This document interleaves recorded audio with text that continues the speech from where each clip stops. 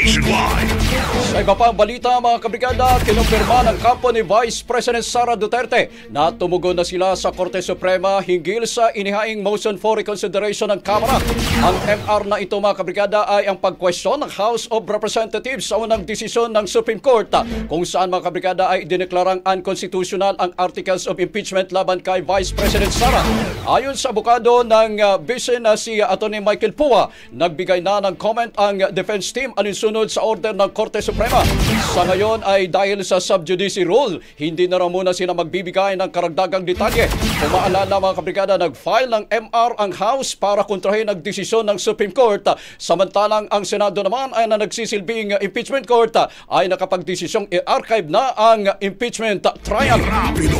Ang bahaging ito ay hatid sa atin ng Mom's Love ES1 Capsule. Simulang tuparin ang pangarap ng iyong anak. And starting now!